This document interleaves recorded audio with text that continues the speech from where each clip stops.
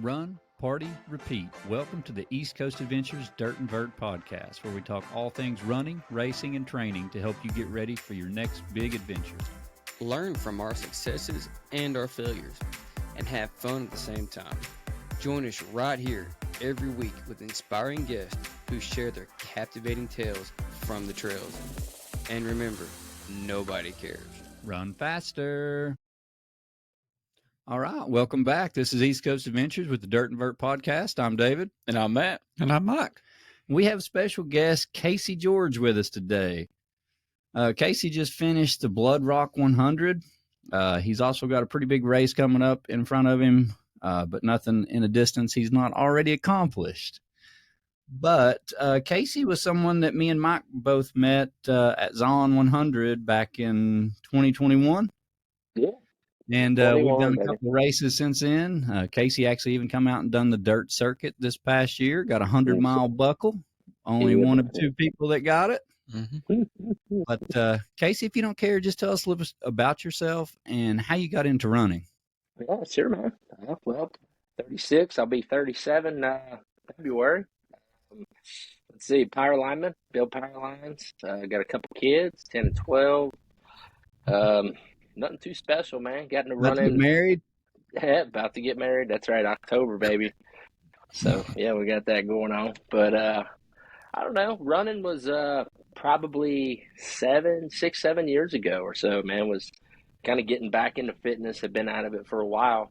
And nothing more humbling than trying to go out and run when you just don't do it, you know? And it's like you stop every quarter mile, huffing, puffing. It's like a reality check, man. It's like, all right, we got to do something here.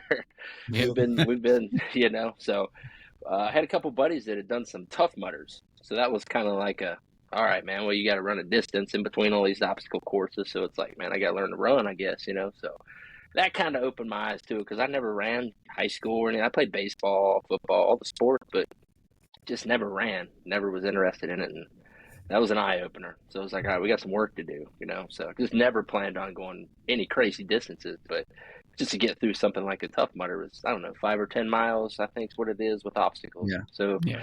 Do you remember what year that was? I think that was around 2017. Okay. Something like that. Was that the first real race? That was, I didn't even get to do one. Like, it got canceled from weather.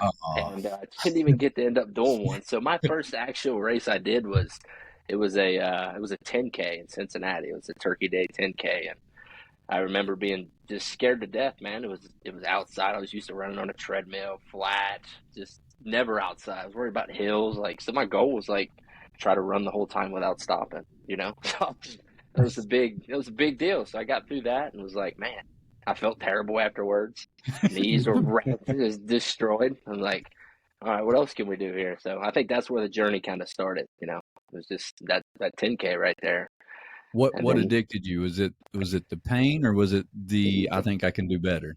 I think I can do better, you know. Like up to that point, like I wasn't the healthiest. I was, man, probably a little bit before I started running, I was smoking a pack a day. I was not eating the best. I was full-time smoker. Couldn't do it, you know, just dipping, just all the unhealthy stuff. So that was like hey man, you got to do something here, you know. So got a lot of work to do, and that's where the journey kind of started, and it kind of rolled into doing a couple trail runs. The first trail run, I guess, was the Norris Dam, the 25K.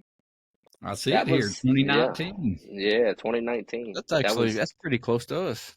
Yeah, that was the real love right there. Like, man, this is really hard. You know, I go from a 10K. I think I did a half marathon in the trails, maybe a little bit before that, but that one was the real one. Like, wow, this sounds like you know, just easy 25K, whatever, man. You get out there in those hills of that, and it was rugged.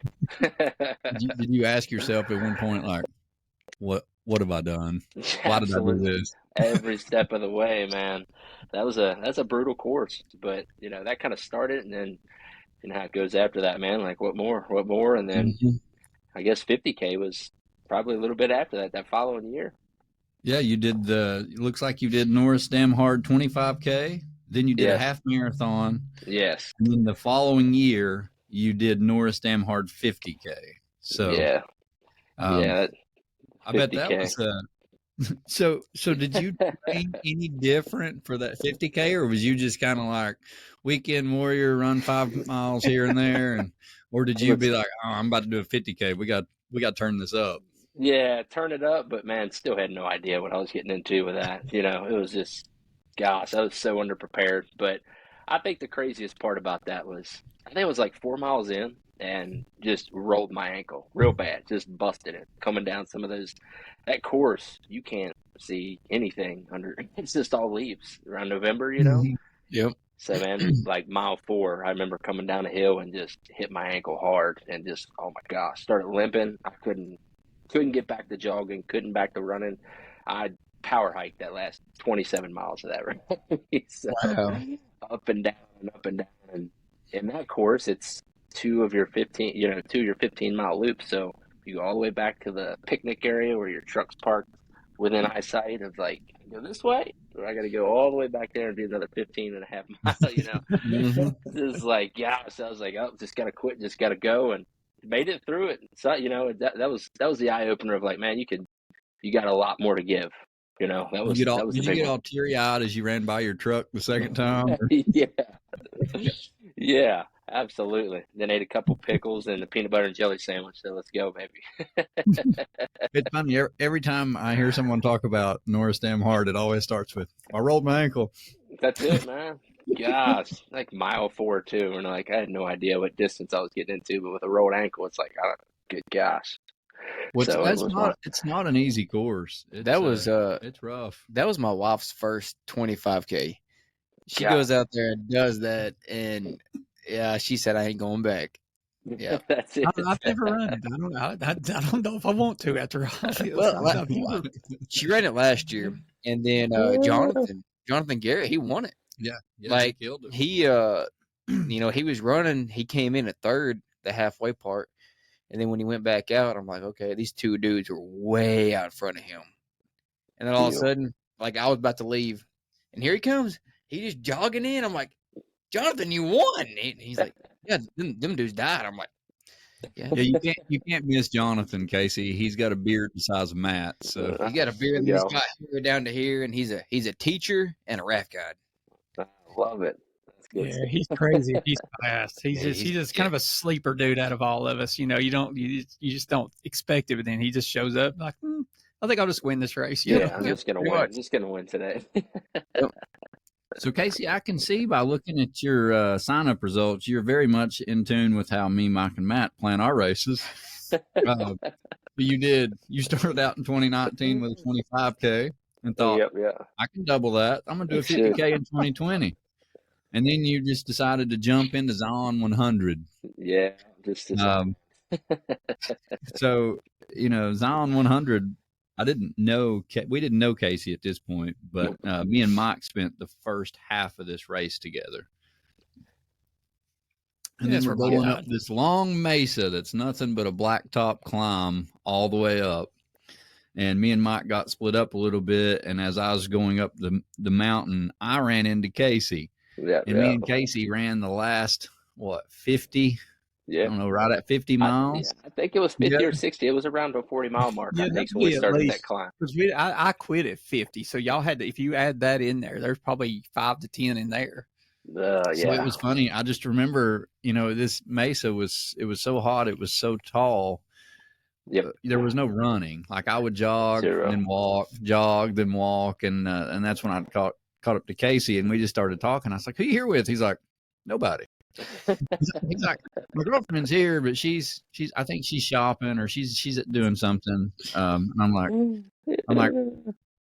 he's like, "Well, this is my first 100-miler." He's like, I didn't really know what to expect, and I was like, I'm testing out this heart rate training run here. I was like, so I was trying to keep my heart rate like under 140 the whole race. So it would be like, as soon as it got to like 145, I'd be like, time to walk. Me and Casey did that the whole way, and we were just talking back and forth, and it was so funny because like I love the fact that you went from a 25K to a 50K straight into a 100-miler, no crew, no preparation, just like go out, buy a hydration pack, and like, let's do this. Yeah, like what? Send it. 7 states over, like, hey, maybe we'll try this in our backyard if it don't go, good. Well, at least just got back home. No, we're just gonna go after. Yeah, man, that was I don't know. It started popping up on my social media. I kept seeing Zion 100, Zion this and that. I'm just like, gosh, no, little liquid courage one night and just click that register button. That's all it Woke takes, up the man. next day like, oh no, here we go. Yeah, I remember Erica dropping me off that morning. It was 3, 4 o'clock in the morning there where we start lining. Like, well, what do you want? I was like, I just hear from me in 36 hours or less, I guess. I don't know. I'll talk to you later. And she's like, see ya, I'm going to the pool. I'm like, all right. Yeah, I remember that. What was your thoughts lining up at that start line? Dude, man, it was a lot. I was trying not just to stay present. You know how it is, man. You're just starting, I'm 100 miles away. You're already starting to talk yourself into this crazy stuff. And it's like, just a little bit. Aid station to aid station is what it started to become. And, before I know it, we met up and then, it was game changer at that point. We just kind of fed off each other and climbed that freaking 4 miles of blacktop in the hottest part of the day. There's 2 things I remember most about this race. One is in the middle of the night when we had to go through that gross cow pond. Yes. Twice. Y'all went Back through and a forth, cow out and pond? back. It was part of the course. No. There was no way around the cow pond. We It was tried. in the course, through the cow pond in the middle of the night. In the middle of the night. It was gross. Yes. And then, do you remember this one part? Like, and I know Mike probably remembers some of this, but it was terrible at night because, you're running on those rocks and bluffs. Do you remember that? And we were trying to like find flags Yes. or the painted Yes. little logs. And it just disappeared. And like they couldn't put a flag in, so they would just throw a stick on the ground with a flag wrapped around. Yeah. Or you're running in these pods of like, I don't know, 5 to 10 guys or girls Yeah. too, and you get to where there's tunnel vision, you just start following the person in front of you. That's And then it. that person realizes, like, I'm not seeing a flag in about 15 seconds. And everybody stops and everybody starts recovering and looking around. And you're jumping over these big cracks looking for flags. And it's I've always said, I don't think there's a race you could put on over here in like Tennessee area that would be Right. as close to death. Like where you just trip over there, you're like screwed, Yeah, I mean, over there, they're Absolutely. like, hey, this is normal. We're not going to keep you away from the edge. We're going to put you right on the edge and let you run. Yeah. Well, and 1,500 foot it's drop. like it's probably like 2 or 3 in the morning, and me and Casey were taking turns leading. Because it was like we were tired. It was like someone would lead and the other one just run behind, Mm, and I'm leading, and I'm like turning around looking at Casey. I'm like, I don't know if we're going the right way or not, dude. I can't find nothing, and we just take off running, and I literally run right up to the edge of a cliff, and I'm like, yeah. and me and Casey's like, whoop, not that way. It's different. Yes. There. And I mean, when I say cliff, we're what 500 feet drop probably. I mean, you couldn't even For see, sure. like it was just. But Straight I down. mean, you're literally like trying to navigate this course with, and I get it. Like, there's no way there was either spray paint on the rocks Mhm. or they would tie a ribbon on a stick and throw the stick out there. Just throw it out there. Good luck. Oh, and that slick rock was just, I figured out quick, it's not slick. It's very unforgiving, sticky, nasty running on that stuff, man. And then I fell asleep on Casey. We were eating at an aid station. He's talking to me, and what was that? Was I eating ramen noodles? Or Yeah. Yeah. And all I You had remember some is- coffee. All I remember is I had coffee. Yeah, I had coffee and noodles, and Casey's talking, and I'm like, just That was it. Yeah. Gosh, we then was deep in that. That was like mile 80 or so. yeah. We was pretty He's deep like- into that. He's like, David, wake up, wake up. It was like 3 seconds. We was having a conversation. These guys were sitting around the fire pit. We're like, we got to stay away from there. So we're over here sitting on the cooler, drinking some coffee, hanging out. And I was like, yeah, look at these guys over here. And then you're like, boom, just, hey, man, come on, we got to go. Let's get Yeah, I was gone, like I was passing 3 out. Hey, seconds. that's how I fall asleep at the house. I'll be sitting there talking to Brittany, and Brittany's like, "How do you fall asleep so fast?" I'm like, Matt needs to be checked for narcolepsy. "That's what that's what Brittany says. Don't give her no ideas." Hey, I'll be sitting at the house mid conversation with her. I mean, when I sit down on the couch at night, it's time to just shut off.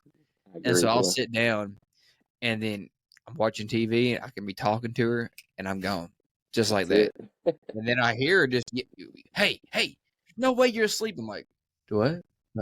Like, Kind of. second, I'm out. I can do that on a trail too. Out. Well, and I thought I Absolutely. was actually gonna witness Casey falling down the bike cliff there. Do you remember that, Casey? With the rope. Yes. Yes. What was the name of that? Is that Yeah, thong or something like Fly- that. yeah, that was they it call like- it? And I was sitting there thinking, there's no way. You're struggling to ease yourself down it, and then there's these people come by you on mountain bikes. You're like, you're gonna die. You're just gonna Crazy. die. And Yes. well, definitely makes me feel like, oh, yeah, I'm just a wimp. Casey, so Casey's leading at this point, and it's during the Yeah. middle of the day, like it's so hot. Oh And- yeah. And there's like this little bitty section. That's all it is. The rest is a cliff, and it's all gravel. And this girl comes flying by us on a Yep. bike, and she's just like, poop, poop, poop, Yeah. all around. What's up, guys? How's it going? And I She's look just at Casey, going- and I'm like, dude, I don't know if we can get across this. Like it's loose gravel, and it's like all downhill. And Casey's like, I got this, and Casey takes off running, and he loses his feet. Absolutely. And then he's Immediately. air climbing, trying to stay on the cliff all the way across. Dude. And I That's a just foot looked drop. at him, I was like, I really don't want to go now.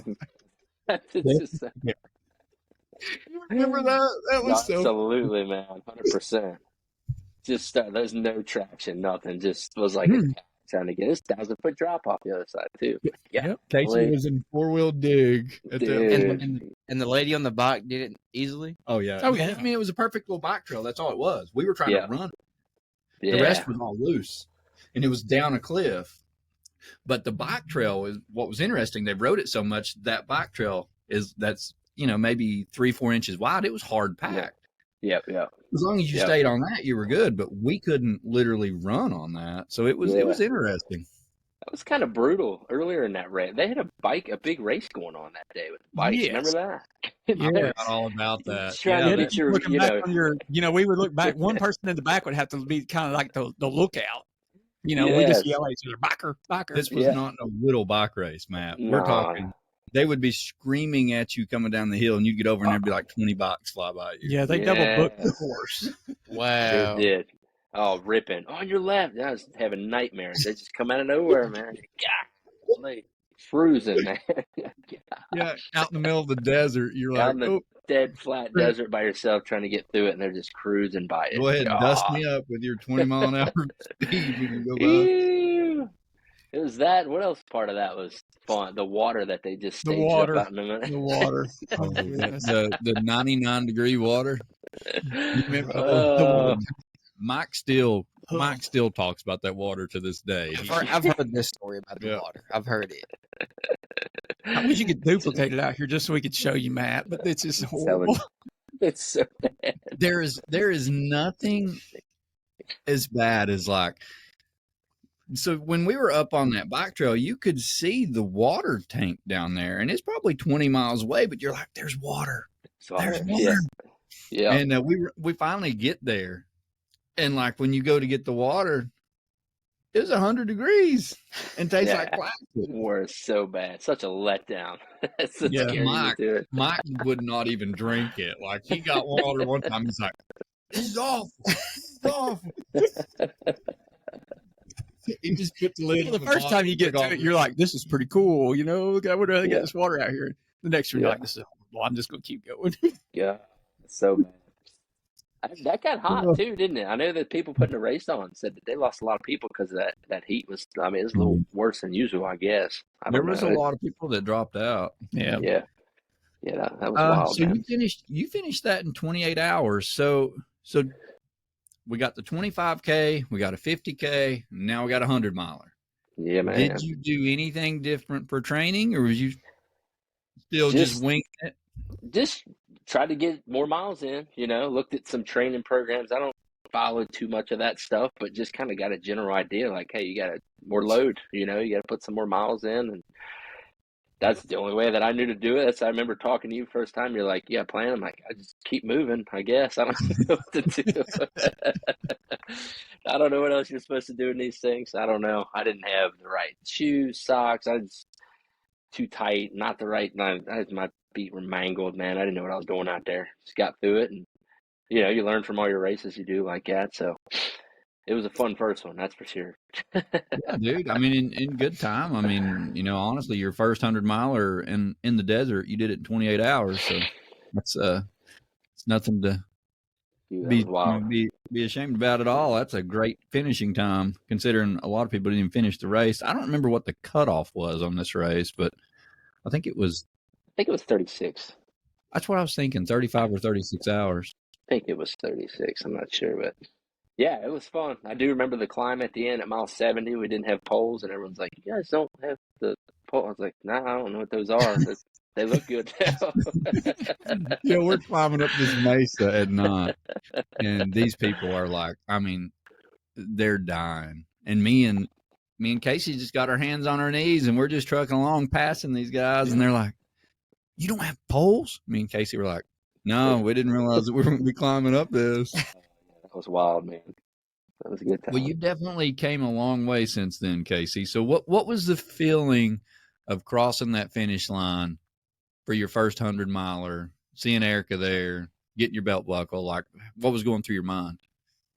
Man, I just felt like it could just indestructible. Getting across that, you go through so much in that 28 hours of highs and lows, and your feet are wrecked. You're sitting down for a minute. I can't go another step, and you get through it, and then you ride a high, and you're just like, man, you go through that, and you're like, yeah, I'm broke down. You just feel like you could just bring it on.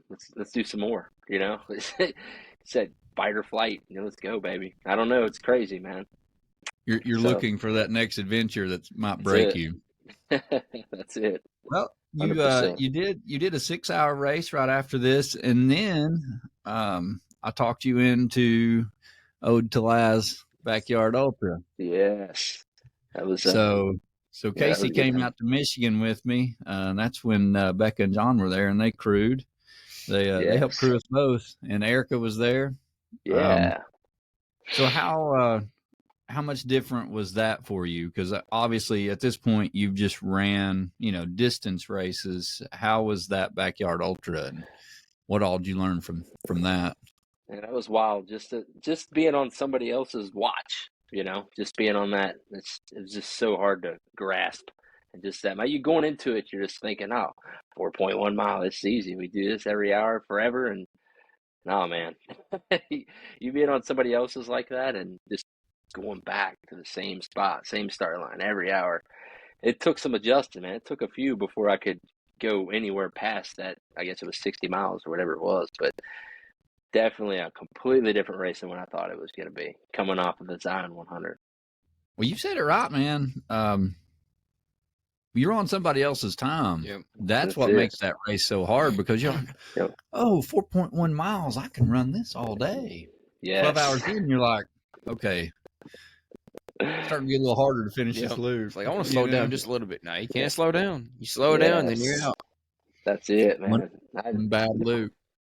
The road course. I remember the road tore me up. That's what destroyed me. Geez, I think the road had as much elevation as the trail did. Yes, we started to hit the trail, and then I just remember a couple loops. And I think we kind of fell behind in that race, like at the halfway point. Was that the race, right? We get there, and she's like, you got this much time. We had to sprint back. Oh, yeah. Remember that? Yep. I think I had one loop left after that. We started walking some of the hills a little bit longer than what we got used to, and we got to the turnaround spot, and she's like, "Yeah, better hurry up." So we had to turn into a couple 8-minute miles or something like that. Somehow we got completely mixed up. We thought we were walking the same spot we were walking. We ended up walking like a mile. And she's like, y'all aren't going to make it back in time if you don't hurry. Me and Casey's like, what? We look down at our watches. We're like, oh, got to go. You went deep in that, though, right? Third? Is that what you got? Yeah, that was one I went third on. It's like 155 miles, maybe. Yes, exactly. I remember that. I lose track of math with the 4.111, whatever it is. Yes.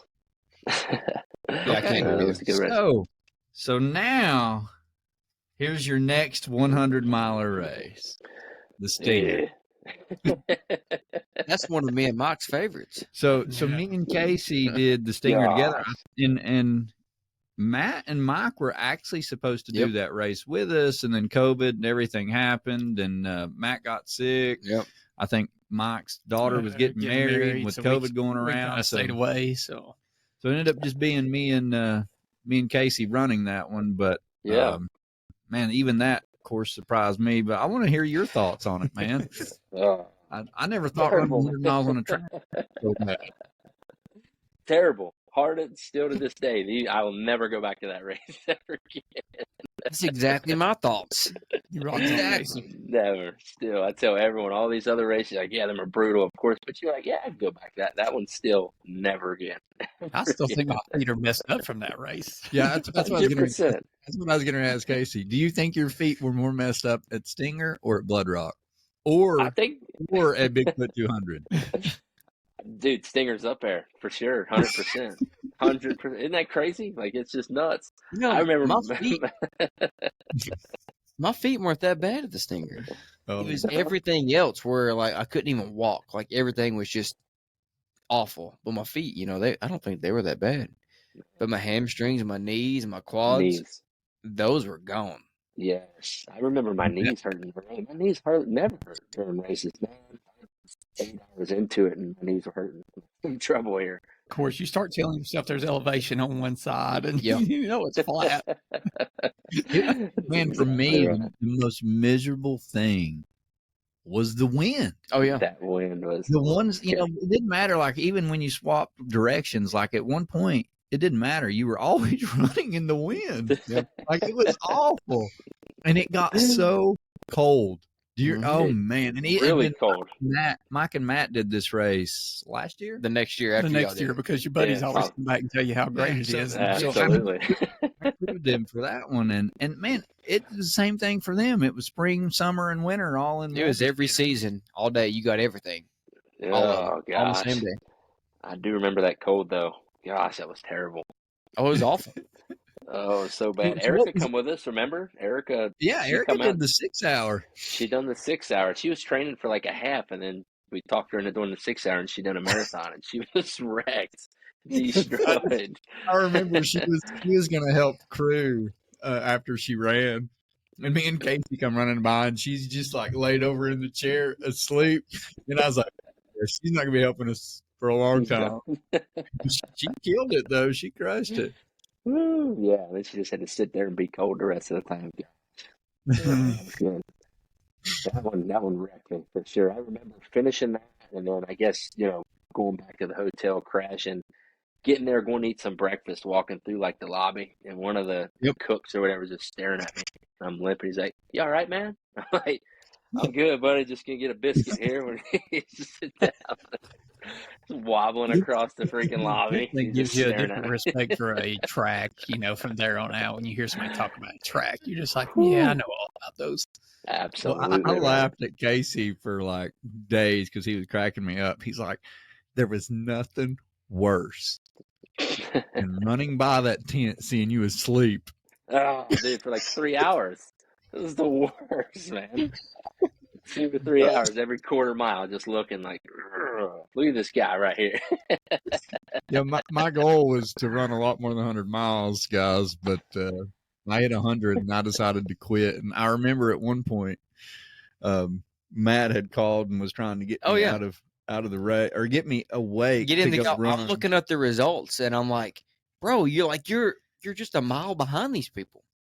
I'm like, get up and go. Get up and go.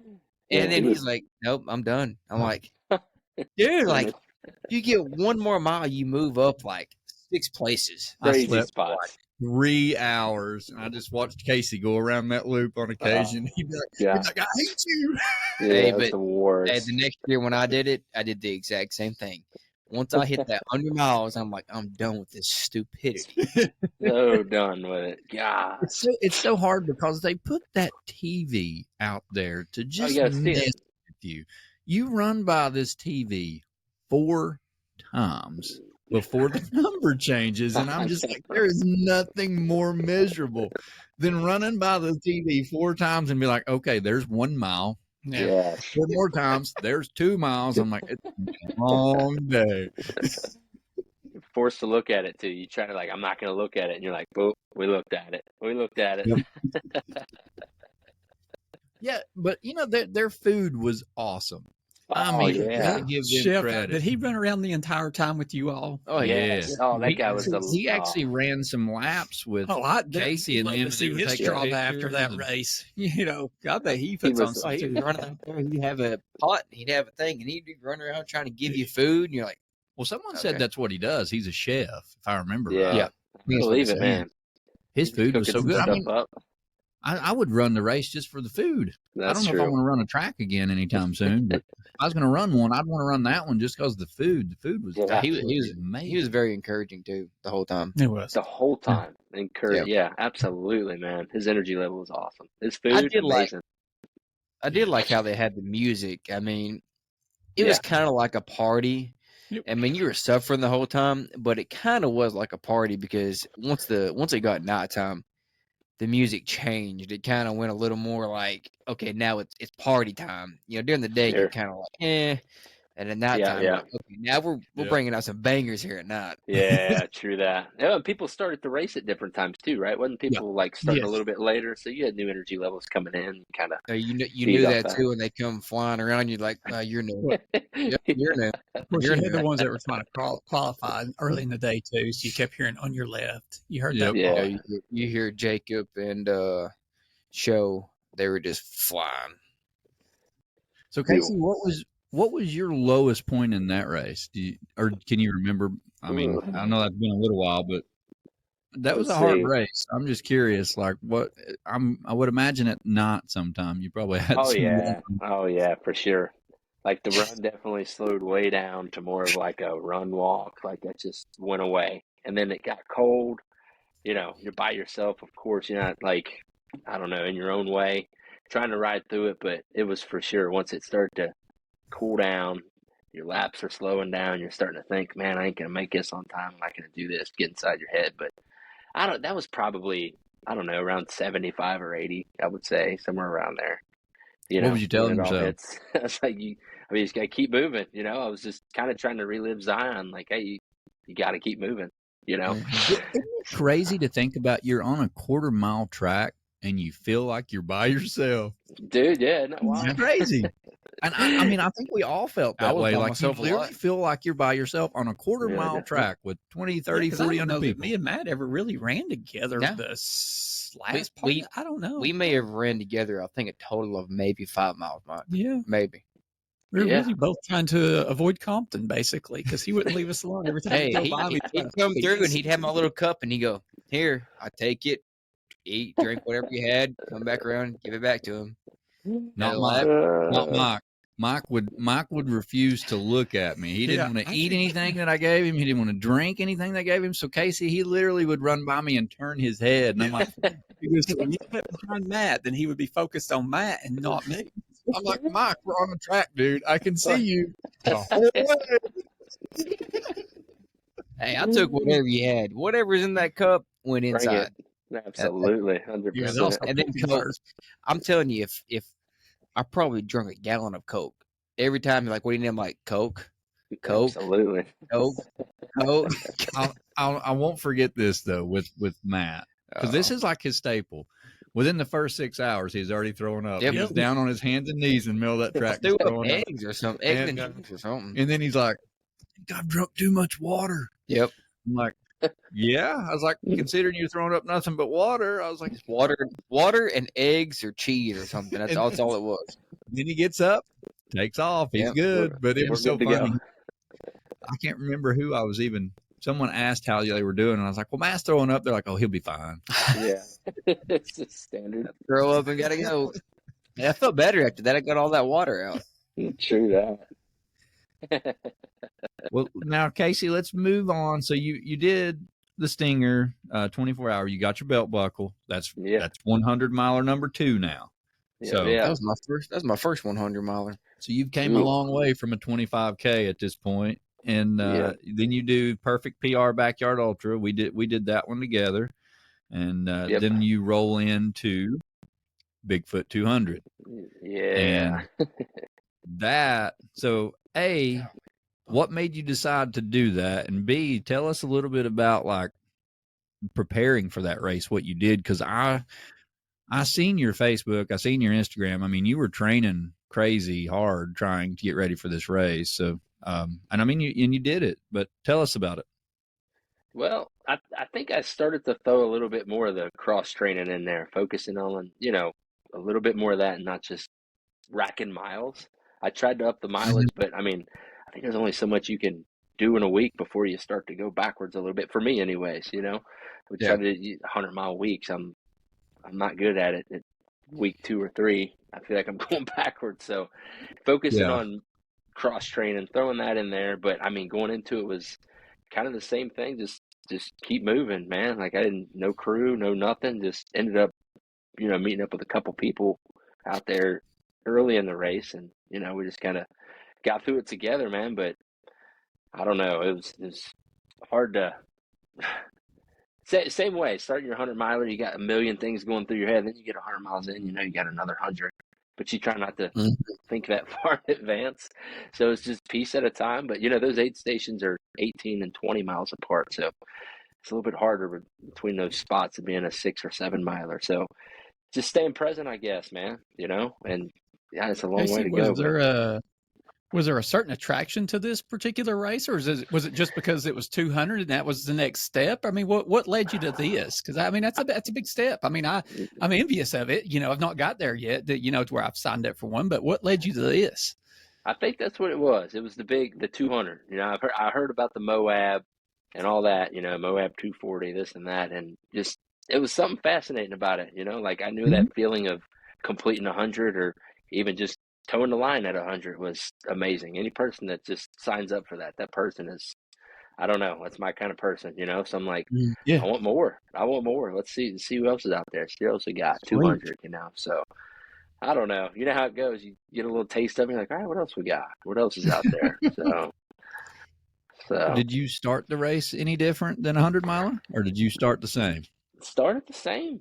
My 7 hydration minute went a miles. little off, but I kind of ran out of water a little early on. Didn't fill my pack up the right way. I left my bladder down in my pack when I had stuff in it, and I thought I filled it all the way up. The most dry, exposed part of the day ended up running out. Drying out a little bit, so I made sure I didn't make that mistake anymore past that. But Did you get dehydrated? yeah, I got dehydrated because it was just exposed out there running through it, and the hottest part of the day, man. And big part of that one was having a water filter bottle, to be able to fill up in the streams and stuff. And the thing that I had wasn't working, and I was so there, I just screw it. We'll just scoop it up and drink it. No filter. I was done for it. I was like, I don't even care what happens now, man. Let's just do this. And then got it figured out and got hydration squared away after that, and just pieced it together, man. Like, I don't know, that a couple people that I ended up pairing up with, they helped a bunch, and just all else is history. You're saying you never used the whistle? No whistle. Had to have it though. Never used the whistle. That daggone mandatory whistle. We had a lot of text message exchanges over this whistle. So yeah, that 200-mile distance, I don't know. Your feet got pretty messed up in this race too, right? Yeah, that was still learning how to, I don't know, fit in the shoes properly. Was still learning that, like wearing, I had freaking cotton socks on a couple pair. Like I just put on any socks I had to start the race. Shoes fit too tight. Like didn't know how shoes were supposed to even fit yet. Like it's trial and error, I discovered toe socks after that. I seen people was like taking their socks off with no blisters, and what are you doing? Toe socks. You're like, I want that. I'm a little jealous. Did you put a glove on your foot? Mile 60, I think I took off my socks. I had 8, 10, or 12 blisters at mile 60. Ooh. Yeah. At mile 60? At mile 60. And the person I was running with, she said, yeah, they got the medics here. I'm like, no, I'll be fine. I'm like, no, seriously, take care of your feet. Just go over there. And he's like, man, your feet are bad. You need to you need to do something with it, When the So medic tells you that, it's that's pretty. bad. Yeah. So deeper in the race, I think it was like I don't know 160 or 170. One of the ladies, she said I had the worst feet she'd seen in the race thus far. So I was like, cool, got that going on. Let's go. Did you get an award for that? Yeah, no doubt. Good gosh, but And yeah, think it about was that, it guys. was He wild. just said that Stinger's up there with the feet damage. So 100%. Yes. So, I, yeah, that was a big one. Was like, all right, let's try something different. It just can't be this way for everybody's feet every race. I'm doing something wrong. So, I learned a bunch from that race. That's for sure.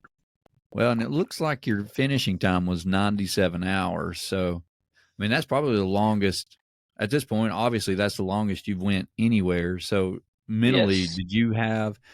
did you have any breaking points at all to where you were like, I can't do this, I can't finish, it's too much? Did you ever have that go through your head?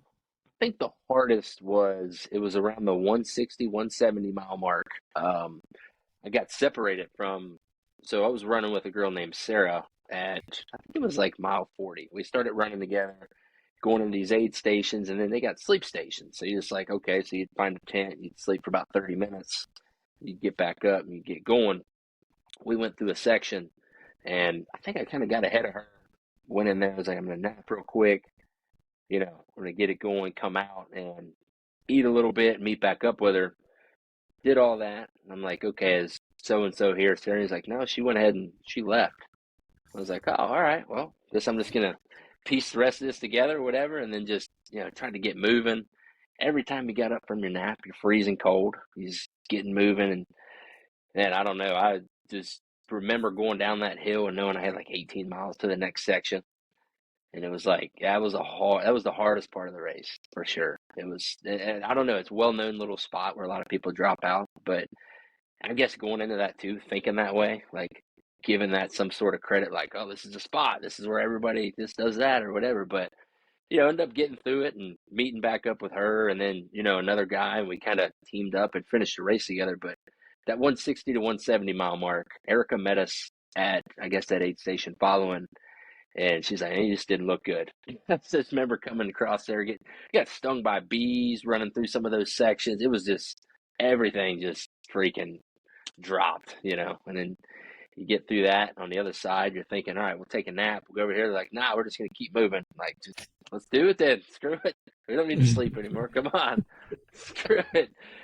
Get 2.5 Lick hours some of sleep snow in and the take past. off. This is it. So that was the one I really remember for sure. 160 to 170. You had your other low points and stuff, but that was the lowest of low. I just meant just cold, broke down. Just learning how to sleep in those races like that. 100 milers, you're trying to just get it over with. Just sitting down for a minute, changing, throwing sleep into those, and getting back up. Every time you get back up after 30 minutes or an hour, it's just you're destroyed, freezing cold, getting moving.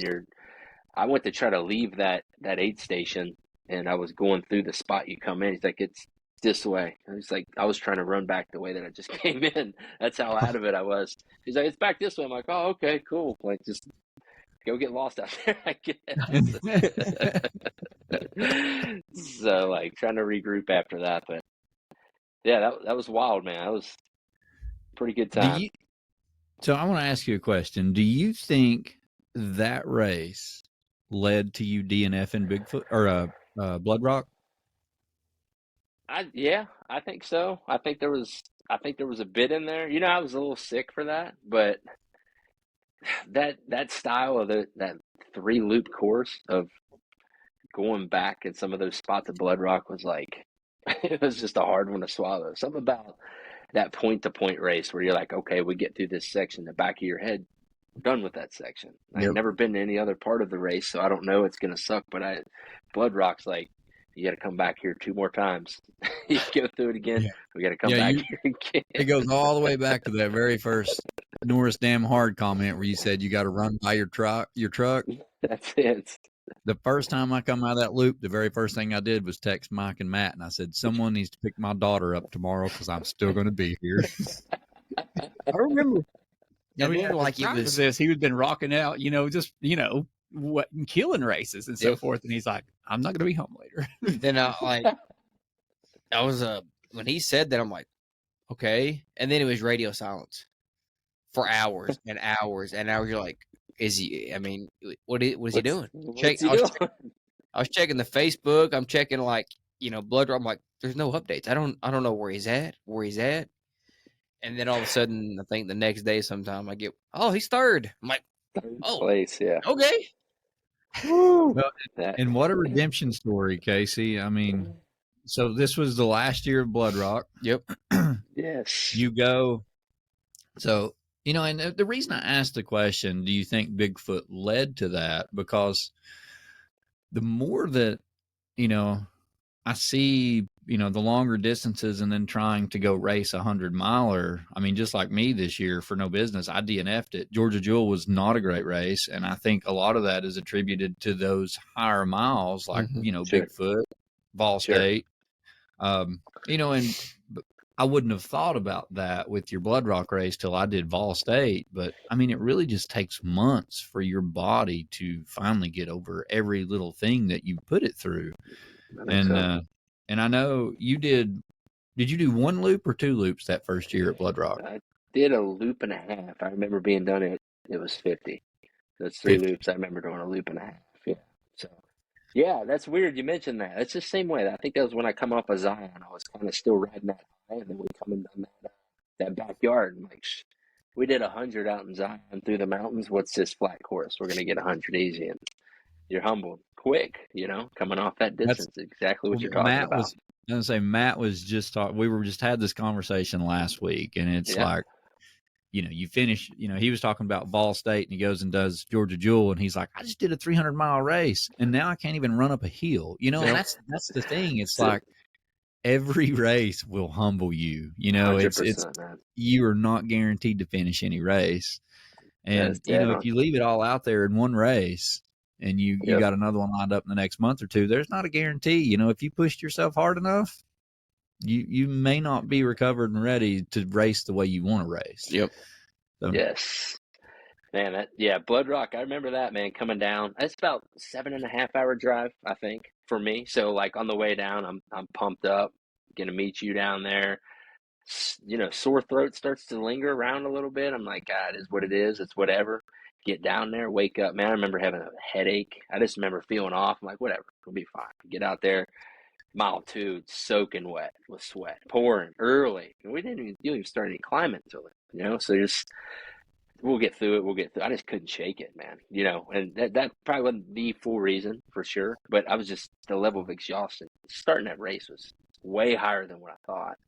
Yeah. But it's still a brutal race, even fresh going through that 3 times. So I have to tell you all a story, because I love Casey's mentality. So after the race is over, these people that are that not really DNF, but they didn't finish. They got 50 miles or more. Well, the race director, David Tosh, I guess he gives them this little 50-mile medallion or medal if they want to drop down to the 50. And I text Casey, and I'm like, dude, you should have just dropped down to the 50, and you could have got, because it looks just like the Blood Rock buckle, but it's a medal. And he's like, no. So I'd have turned around and threw that damn thing in the woods. He's like, I didn't earn that. Oh, it's so funny, man. I remember finishing the loop, and that was when it started raining throughout the middle of the night. It took 10 hours or so, I think, to do the first loop, maybe 11. And I just felt just wrecked, way more than what I thought. I remember laying in my truck. I slept in my truck for 8 hours until the next day, and the next race was what they had, a 25K that started the next day. So there was already runners out there, and I came back, and I was like, I'm going back out. I tried to go back out, and then done like a little piece of that other figure 8, and that was like, I'm done. So I'm finished. That's it. 50 miles. I'll see you later. And that's the thing, man. Like, you knew when you started a loop, that's what was awful. It was going to be 10 hours for you. You were back started again. And, I come around on that second loop, and, we're talking 20 hours in, and I look over, and Casey's truck's gone, and I'm like, I went all the way back to senior. I'm like, you got me back. Yeah. It's so brutal, too, because it's like it starts at noon. So you're 5 hours and you're in your headlamp. You're in your headlamp the most of that race, like it starts 5:30. you're all through the night. Yeah, you get a little bit more daylight. I just felt like I just lived in that headlamp. Yeah, You you know, finish in the dark. I mean, it's that's almost it. almost impossible not to finish that race in the dark because it's so hard. But Shoot, I mean, yeah, congratulations though, man. Last year they put the race on. You DNF it last year, and you yeah, sign up and you go get after it this year. And you literally just finished that race in December. So yep, you were 6th overall, yeah. 33 hours. And for anybody that doesn't know, 33 hours for Blood Rock, the cutoff is what, 45 hours? 44 hours. 44 hours. So that's how hard this race is. To finish it in 30 hours. I finished it in 30 hours the year before and got 3rd place. This year was even more popular because it was the last year. So Casey had a Yeah. really big field and still finished 6th overall, 33 hours. So it's what, 22,000 feet elevation gain? I think it's right at that 22,000. Yeah. Which, So, how do you find that down there? They find it for sure out there in Oak Mountain State Park.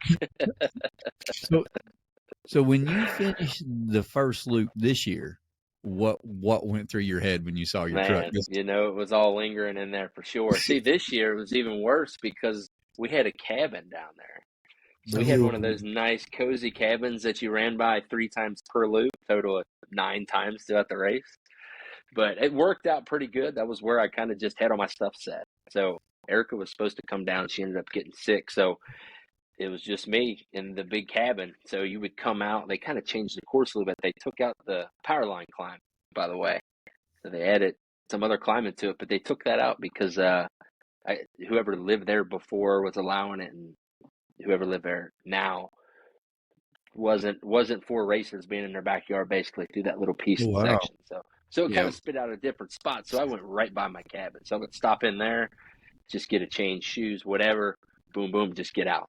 That's it. Like I took a 30-minute nap and that was it. Like I couldn't even give it any thought. It's like start the next loop. Let's keep going. So that was it, man. But little time at I TA literally, stations. I think that is my favorite belt buckle, though. One of them. Oh, yeah. Just because that race, I remember all the negative stuff that went through my head in that race. And it's a race I'll never forget. I mean, it's up there with Ball State. Like for me, it was hard. Shoot, yeah. Just it's something about that. Just going through that 3 times. You look at it, you're like, oh, easy, 3 33-mile loops, whatever. Man, that first one, you're like, we got to do this 2 more times. It's like you said, we ain't gonna be back in this spot for 12 hours from now until I get right back here where I started. So what Casey was talking about, and this was the first time I laughed in this race, and it's when you get to these rope climbs. Yeah. You pull yourself up this cliff of, it never ends. It's just ropes tied to trees all the way up, and you're literally you have to pull yourself up. Well, when you get all the way to the top of that, you turn left and you get to run like one small section and it spits you out at a power line, and you look up and you're like, you just start laughing. You're like, what in the you just shake your head and you just start laughing, and all you can do is just power hike up this power line, and you're like, God, when's it going to end? And then you get to that, and isn't the waterfall right after that or something? You climb a bit. Oh, so evil. So evil going up some of that. And some of the people that finish those races like that in sub 24, I'm just like, where are you running it? How you run it? Like those spots you can't run. I don't know. It's crazy. Yeah. It's insane. When you DNF'd Blood Rock in 2022, you immediately turned around and signed up for another hard race because you were so mad at yourself. Super mad. I don't know 100%. much about this race, and I don't think Mike and Matt do either. So tell us a little bit about the Crazy Mountain 100. I know that's a pretty hard race. Yeah, super hard, man. I feel like that's around the 23 to 24,000 foot of elevation gain in it as well. The thing I remember about that is you go up to, I think it's 8 or 10,000 feet a few different times in that race. It's 23,000 feet of vertical gain with 10,200 point to point. Yes, the point to point. And so you go up, your first climb, I think is 9 or 10,000 feet. And you go back down, hit an aid station, come right back up the backside of that mountain that you just basically went down and up, go back to the other side of it. and hit another ascent. So you got 3 big climbs, and you think, all right, that part's out of the way, and then you got some crazy, nasty climbs after that. But that was the first time I ever experienced like just that altitude, that sickness. Like once you get above the tree line, they all told you about it too. They're like, just go slow, make sure you got salt and water. It starts to get thin once you get above. You look around, you don't see trees. That's, I mean, you're gonna start feeling like whatever. No, it was the real deal, man. I had to stop multiple times, just climbing, just easy hiking up of it. I was sitting down. People are power hiking by me fast, and it's like, yeah, you all right? Where are you from? I'm like, Kentucky. Like, oh, that makes sense, man. You'll be all right. Just keep moving. And they're that fine. makes sense. It's good. There's like 5 or 6 people, not even out of breath, not even winded, and just I throwing it up. That honestly was think you could have broke your leg and you would not have stopped at that race because of no blood way. rock. No way. That one had a tight cutoff. I think it was a 36-hour cutoff on that. That's what makes that race so brutal. 36 hours, So You did it in it 34, was so you 34. ran it in, baby. Yeah, that was a wild one. So did you do that race because you felt like you needed to redeem yourself from Blood Rock? Oh yeah, we had to find something with equal and nasty as elevation and everything else for sure. Had to. So on your drive home from Blood Rock, what was Yeah. going through your head? Yeah, just that regret, man, of like you could have went further. You could be out there right now. You could have finished. Just I don't know, just suck it up for a little bit longer. Doesn't that just keep eating at you? Like, Constant. as soon as you pull away from a race like That's that, it. that regret just immediately starts. And That's it. a lot of us are just, I mean, I'm the same way as you, Casey. I know Matt and Mike probably are. I mean, the first thing you do is you're like, I've got to find a race. You got to. I've got to fix this. Like, I can't let this linger, And absolutely. So I mean, you did it. You come out, you crush Crazy Mountain. You got your redemption at Blood Rock. And then the one race we haven't talked about that you absolutely killed it at this year was you come out and ran, one of our races. You ran the dirt circuit.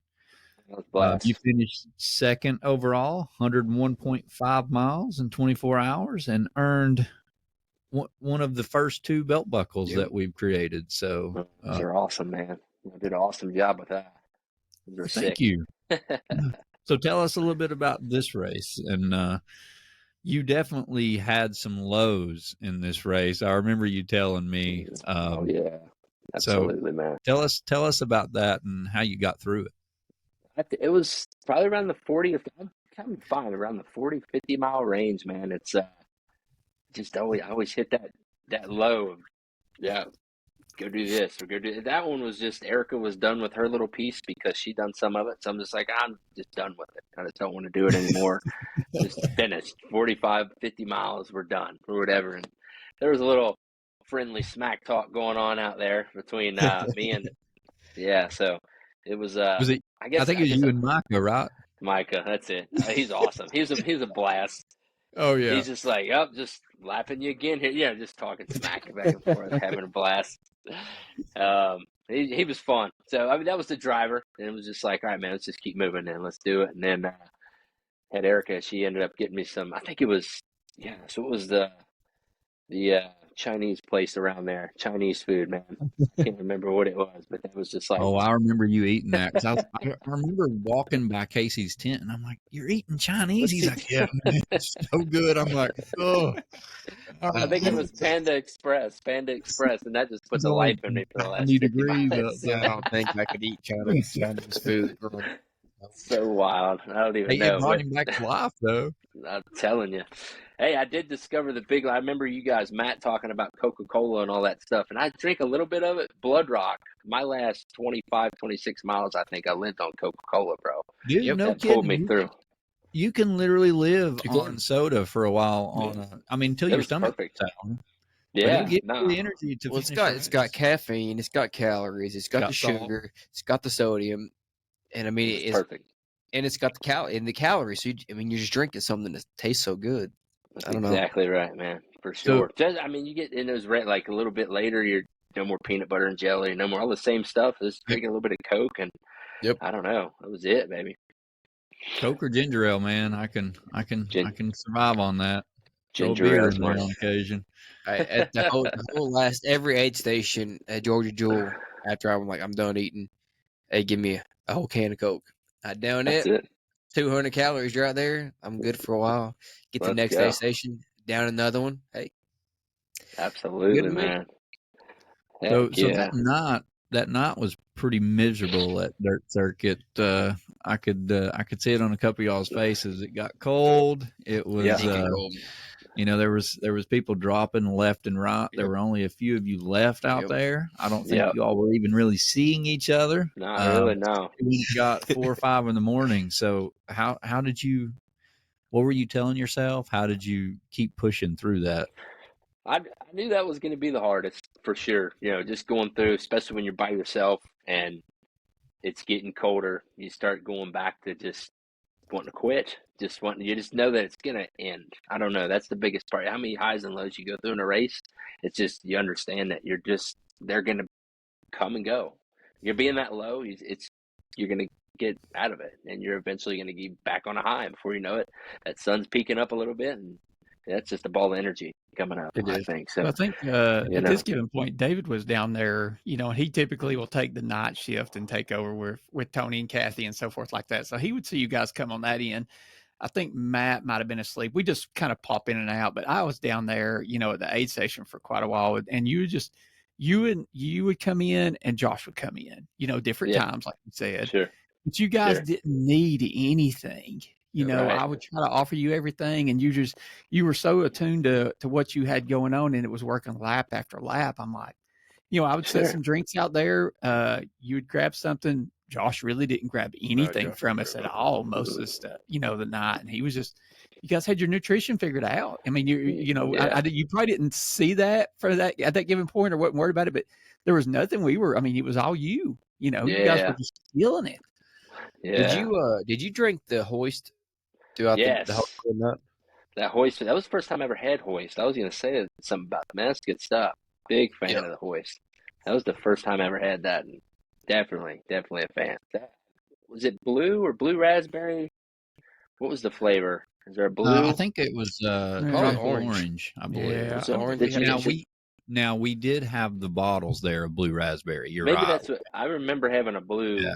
of some sort. Hoist and that always was- sends us a bunch of bottles and we line them up out there. And I think you did grab some of them bottles. I had That a little stuff's bit of good. that. The blue is our favorite. Yeah, blue raspberry Heck bottle is my favorite. Yeah, that was money. And some Jets pizza. That was money too. Yes, he did Yes. take pizza quite a bit. like crazy. So you come across that finish line and get your 100-mile mark, and that's what now your third 100-miler, correct? At this point, Something like, I don't know. I'm done. yeah, true. And then you've also, Somewhere and if you around there. count Bigfoot, then that puts you at 4. So I mean, Yeah. you've if you think about what all you've done since 2019, Casey, you're a completely different runner. You're a completely different runner since we met you at Zion, man. And you've just put in a lot of work. And Dirt Circuit is not, the thing about some of these races is when it's a point to point, it's a little harder to just drop. Yep. Because you're like, Yeah. okay, this next section I can go. But when you're running a loop course like Blood Rock or Dirt Circuit or Fort Yeah. Frenzy, you have a little more control to yourself to where you can easily just say, well, I'll do one more loop and I'm going to quit. Yep. And Right. a lot of people tell themselves that and they let that happen.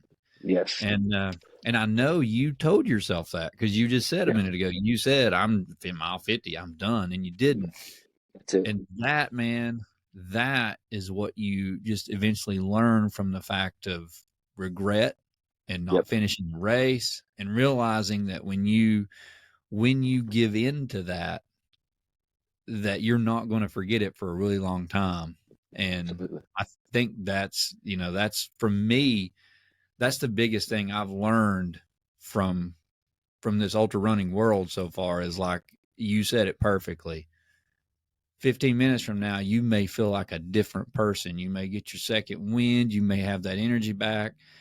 And man, that just takes time. And you've learned that, and you figured it out. And we all want to tell you congratulations, and especially for coming out. I mean, we didn't know if anybody was going to get 100 miles. Appreciate that, man. For sure. And you and Josh both come out and rocked it, man. First and second place. So thank you. No, thank you, man. Y'all put an awesome race on. That was party. That helped a bunch too. Coming back in each loop, man. It was party time. That was very uplifting. So that helped out a ton. You guys put on a great race. Well, and don't worry. Nick captures all the good and bad moments for you too. 100%, man. No, it was a blast. It was a good time. Well, Casey, we're gonna let Matt pull up some questions real quick. Sure. It takes him a little while, so while he's trying to figure out where he put this list at, he probably really has lost the list. But I'll start out with the same question we ask everybody, and then we'll turn it over to Matt. But why do you run? I think the number one is because it's hard. You know, I think everybody needs hard stuff. They need hardship in their life. I think it has a way of burning out any anxiety or anything stress you got. Like, do hard stuff. It'll go away. It has a way of just making the day not as hard. Go run. Go do something tough. Wake up early. And I think that's why I like it the most. I mean, just because it's honest work. You can't cheat it. What keeps you going? So what keeps you going when it gets hard? Well, I think the other part of that is, you know, it's a pretty common answer is the examples that you set for, you know, your children, your family, everyone around you. You know, not just family. I mean, everybody you work with. I like that. It's contagious, man. Everybody sees that. Everyone wants whatever that is, and they can have it. Start running, start doing something. And I feel like we can all learn from that. It's a community, you know, and I don't know. I think it starts with little things like that. And I don't know. That's important to me, going through stuff like that. I don't feel that, you know, I got a bunch of followers, any of that, but the people that I'm close with, and if they see it, it makes them go out and do a little better that day, mission accomplished. I was say, it doesn't matter about how many followers you have or anything. All that matters is if you influence one person. That's it. Get up and go do something better for themselves because of what you did. Man, that will just spread. And, you know, that's one of the reasons ultra running has spread so much as it is now. I mean, they see people doing what we're all doing and what we see other people doing. And, you know, that's how I got into running. You know, Mike got me into running, and then we both found ultra running, and like we just got hooked. And now it's like you're looking for a way to push yourself and also to inspire yourself too, you know, to find your breaking point. Yeah. And the honest truth is, I don't know if you're ever truly going to find your breaking point, because you're going to always try to find a way to get past that, you know, and that's what you're looking for is like, what is going to finally break me down, and how can I make myself better now? Like, what am I going to do to push past this? And 100%. It's something that, you know, I think it's in our blood, all of us at this point, and it's obviously in yours, Casey. I mean, you're getting ready to go do Coca-Cola 250 early next year, so you know, you're not letting up any. No, man, no way. So that's my message to everyone: just do something hard, find something hard. Run is, I mean, a great way to do it. It's like I said, it's honest work. You can't cheat it. If you want to go out and do 3 or 4 or 5 miles, you got to get 3 or 5 miles, slow, fast, whatever. And that's it, you know? Yeah. I made a joke the other day. And it kind of makes me wonder, but I said, everybody that graduates high school should have to run 100 miles. Yeah. Yeah. We've said this many times here in the race or something like that. Yeah. Could you imagine how much tougher and different? Like, I mean, there would be things that you would never even think about. Like, you know, little things that happen in your life, you'd be like, you know, that's not hard. So true. It's something different. I mean, I remember Mike at Ball State. This made me laugh so hard. But Mike's foot was just 200 miles in. It's jacked up really bad. Sure. And he looked over at me and he said, you know what? The next time we're in a race and someone says, I got a blister, and they want me to fix their foot, I'm going to be like, oh, son, you just got a boo-boo. Put your sock back on and go run. Hey, at the dirt circuit, there's a couple people that came up and said, "Oh, I've got some blisters on my feet," And me and Mike looked at each other. Yeah. We're just like, It's like, how do you not really break their heart here? it's like I'm not sure. You may be 50 miles in. I'm not sure that. I think you can make it through this. Like. But also you got to remember, like, think back to your first race I when you know. got a blister. You would Yeah. have thought your foot was falling Yeah, off. cut it off. And then if the blister pops, you think your foot's bleeding and something you're like it's amputated and you're gonna have to go to the hospital. Like, I mean, it's real for sure. yeah. So let me ask you this, Casey, before Matt takes off. Gear wise, do you feel like you're ahead of it now as far as going into Cocodona on your shoes, anything like that? Because like I said, we always like to learn. I mean, Oh, Matt's gonna love this answer. Tell him what you've been running in, Case. The old the Speedlands, baby, the Keep Hammering, Cam Haynes. Let's go. I know what he runs in. Yes. So- dialed in big yeah. time with the shoes though, for sure. Like the okay. toe socks, Blood Rock. I didn't even untie my shoes the whole time. No change of socks, no nothing. I think I had one blister, and that's it. At Blood Rock. Oh, that's great. Great. I had, obviously my toes from kicking 1.5 million rocks, but my feet were fine. Like, I didn't want to mess with anything. They were good to go. So just, I don't know. I always thought shoes were supposed to fit tight on your feet right when you put them on, and socks didn't matter, and blah, blah, blah. Learned a lot, man. So I think that'll be a big one because, that slowed me down a lot. Like in Bigfoot, when you're going for 4 days or so and at mile 60 your feet are destroyed, I think hopefully I can do some more damage, and have a little bit better, fresher feet at mile 150. Dude, that's an awesome point though. I was the same way. I thought your feet should be really tight in a shoe, and I was getting blisters, the ends of my toes, like my toenails were falling off. They're always black. And then, finally someone's like, no, you should be able to take the whole width of your thumb and put it in front of your toe. And that'd be plenty of room. And I'm like, I don't know, man. I feel like I'd be wearing clown shoes if I did that. Right. Nope, they're right. Exactly. Dead on. So, Casey, are you a fan of Cam Haynes and David Goggins? I think I've heard of them.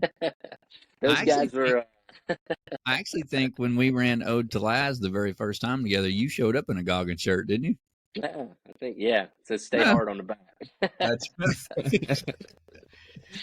Yeah, their stuff very inspirational for me coming in, into the whole ultra world and all that stuff, man. Hearing those guys' story and thinking about it, like the Bigfoot 200, I think like Cam Haynes is one of the first people I ever I think followed that had ran something like that maybe sparked the interest, but definitely looked up to those guys early on, and it got me through a lot of hard races and tough times relating to some of their stories, So definitely owe those guys a lot of credit for sure.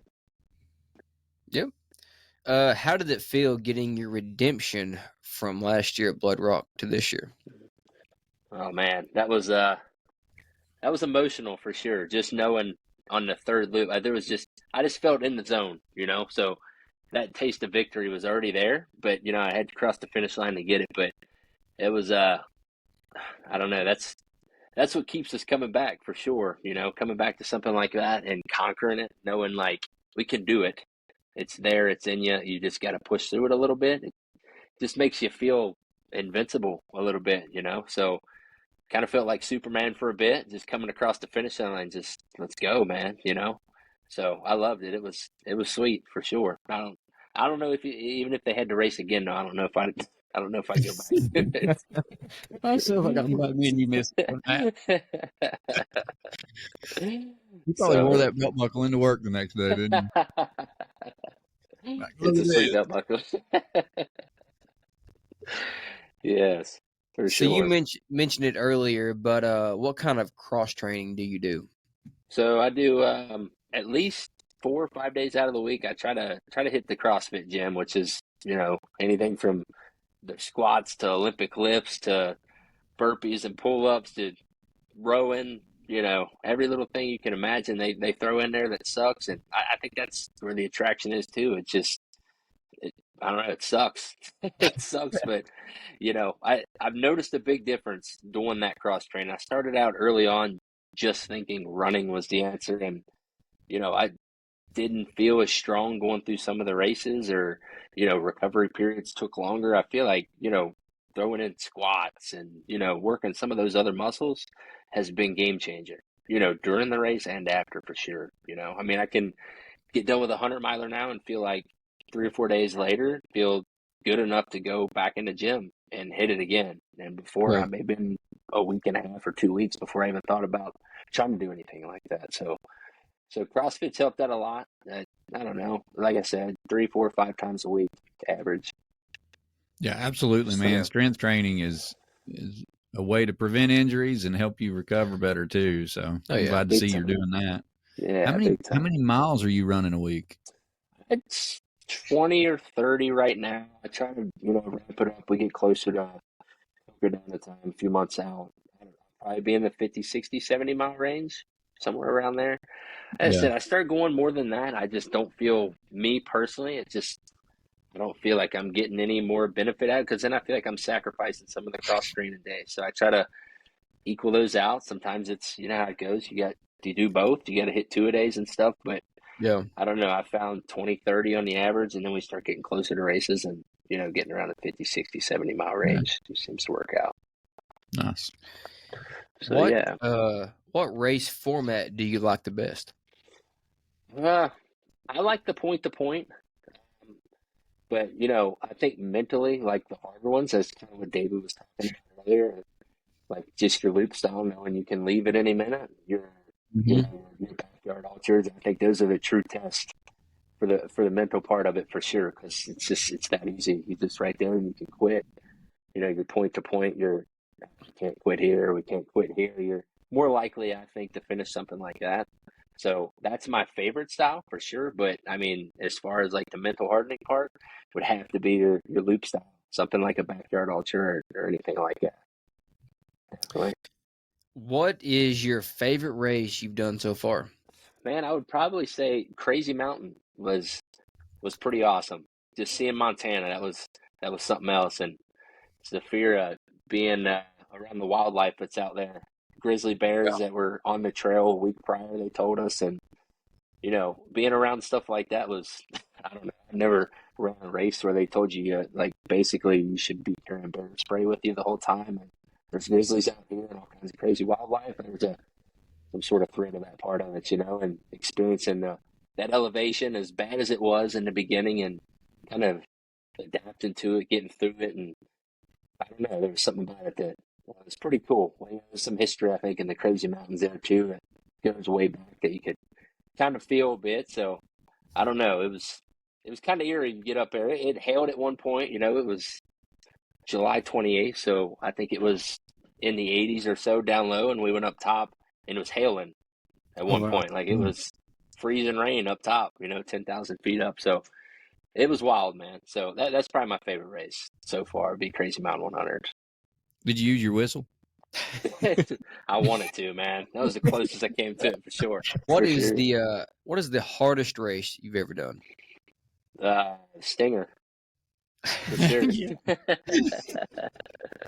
It really, man, it's true with me too. So Stinger and Blood Rock, those two right there for sure. Those would be the top two. I don't, the Stinger, yeah, you guys know how it is for sure. I feel like I may come in underprepared for that as well, and then just was thinking it was going to be way easier than what it was. So it's a combo of things. But between that and then the Blood Rock's its own beast.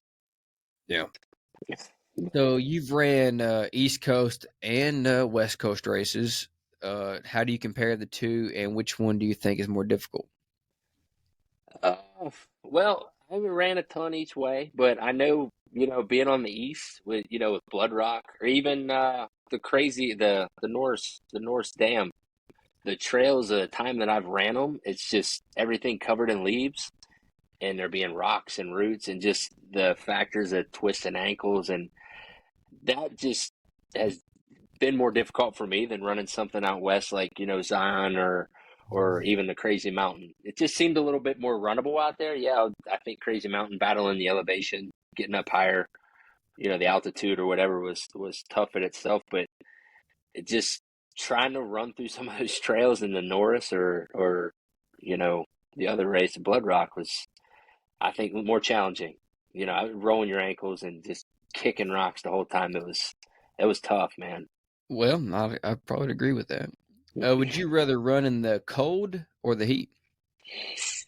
I would say probably the cold. Cold seems a little bit easier. That heat just, I feel like I can't get away from it. There's not. It's just the cold just seems a little bit easier. I don't know. What do you all think? Y'all agree or Heat. Heat. heat? I hate Yeah. cold. I can run in either, but I will never run like I did this year at the Ohio Backyard Ultra. Like, that was too cold. Like, ugh, I I can't think do I heard that. you talk about that a few times. I think if I could have just ran, though, like if there was no stopping, I would have been okay. Yeah. Yeah, But that's man, true. when it's like 15 and below and you're stopping, and I mean, all of us are pretty heavy sweaters, Mhm. Sure. Yeah, for sure. You got on layers of clothes and you're sweating and you're stopping and it's 15 degrees. It's it's not going to take you long, man. I was freezing to death. So me and Compton used to just quit running. It's like, well, it's November. We're done. yeah, Casey, that's what's funny, man. You were talking about what you learned. That's the one thing me and Mike learned is, like, when we first started running, when November got here, we didn't run again until March. We hate it. Hang them up. We learned real quick that doesn't work. No, So you're behind when it comes March, and you're just like, wow, and everybody else has already been training for 3 or 4 months. So Yeah. we still Yeah. hate the code. No, for sure. I get it. Now, it's got a suck factor to it too, especially you're doing your morning runs and it's really cold out there. Wanting to get out there, it's like,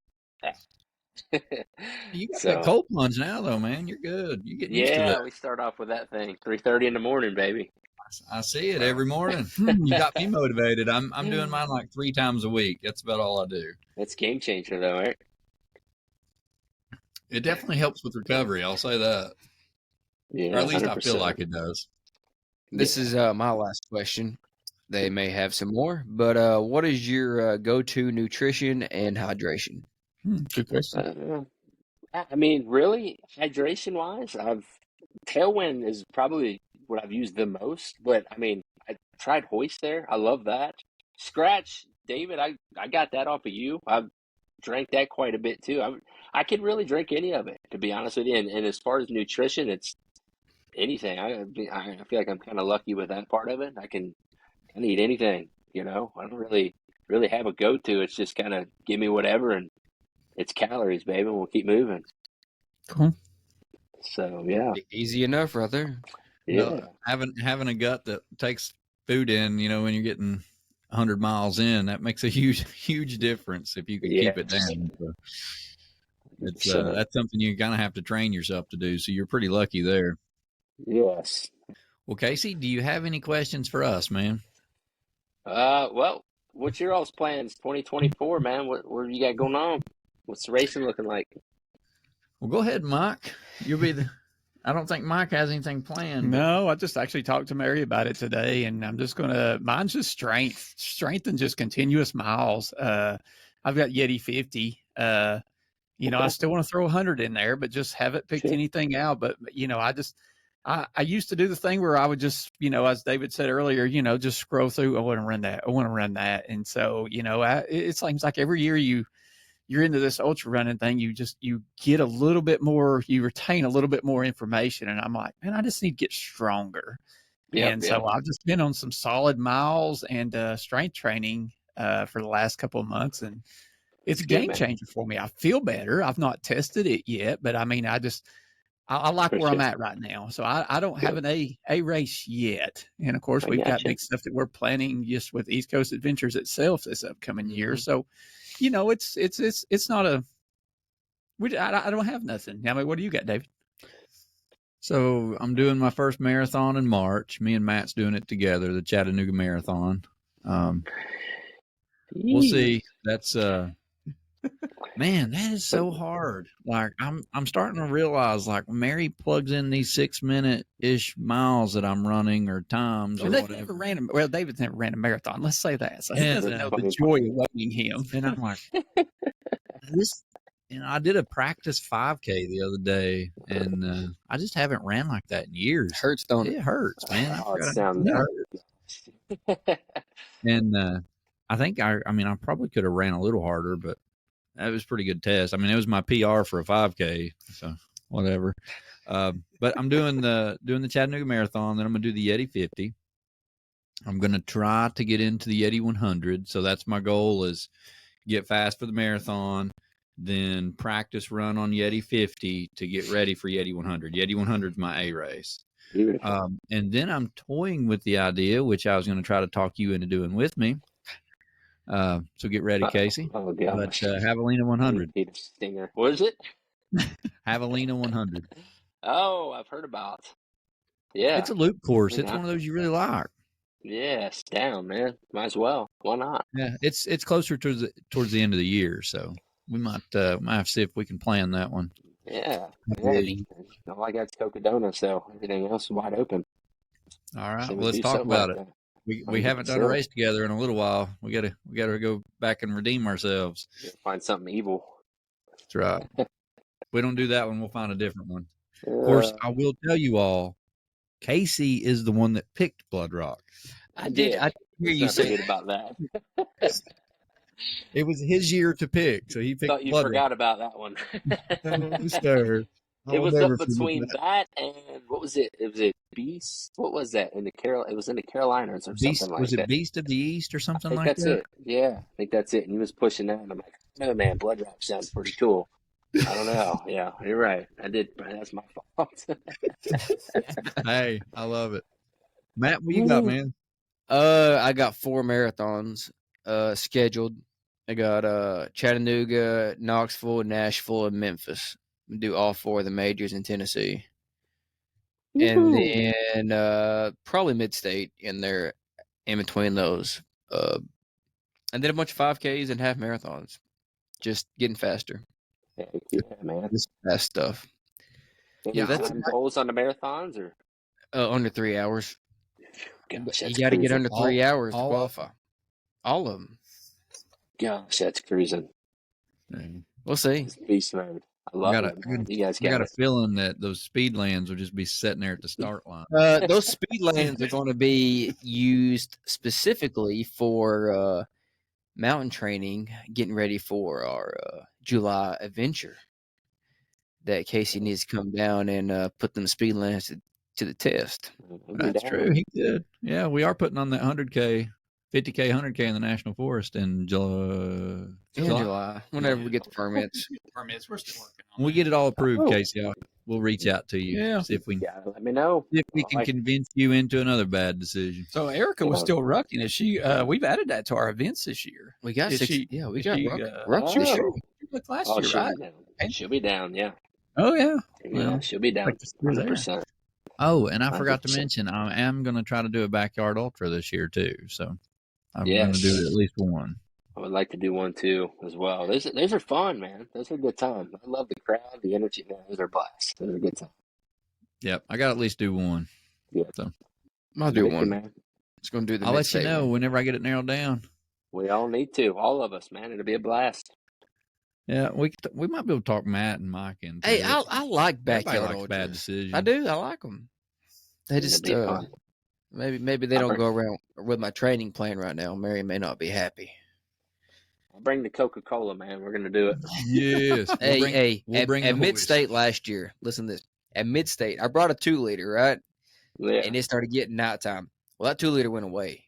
And then we had Brian Bill with us, and his wife went to the store. She goes, "You need anything?" I'm like, "Go ahead and grab another 2-liter."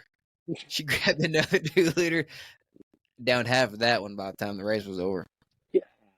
I love it. Whatever you can do, man. It's Keep the good laps stuff. going. Hey, there was the hydration plan right there. It just Oh yeah. the water went away, the Coca-Cola came in. Mid-state looks fun. I'd like to try. I'd like to do that one too. That'd be a good time. Well, come You hang out should. with us. Yeah, you should sign up. Do it. Yeah, We'll be Definitely. there. I'm not running it, but 100%. I'll be there. I'll It's, be there with Mary. it's fun. Yeah, It's it looks like a very blast. hard. It's hard and it's fun. Yeah. And it's hot. And it's hard. What is it? 300? What is it per mile Like- in the loop? 320, 350 in 20 For a mile. minutes. Yeah, it's a lot. You. Yes. And you only got 20 minutes to do it. It's easy. 20 minutes a mile. 300 some odd feet. Walk by your truck every I'm 20 minutes. Yeah, you run down the hill and you look over and you see your vehicle, and then you just go by it, and then you go into the corral where all over it's again. like 20 degrees hotter in that corral than it is everywhere else. Guaranteed. Well, we'll definitely reach out to you though when we get the 50K, 100K figured out, because you might be interested in that. Yeah, absolutely, man. Keep me we need posted. We need some real mountain runners out here. This is not going to be a race you want as your first trail race. I'll say that. No. Not your first 50K or your 100K. Let's go. It's I think Matt went through the numbers a week or so ago, but it's 7,000 feet elevation gain for a 50K. Yep. And 14,000 for the 100K. Golly, yeah, some climbing, baby. Yeah, it's beautiful back there. But it's beautiful. Yeah. You get to run a lot too. You get to run a lot. Sure. Down with it. Let's go. Love it. All right, man. Well, Casey, thank you so much for joining us. And, we'll be following along. We can't wait to see what you do at Coca-Cola. And I'm sure I'll be talking you into a 100-miler since it's my turn to pick this year or this coming. Sir. Let's do it, baby. 100%. Appreciate you guys, man. It's been a blast. Hope to see you soon. Yeah, man. Yes, sir. Take care, Casey. Thanks, Casey. See you, Casey. See you guys later.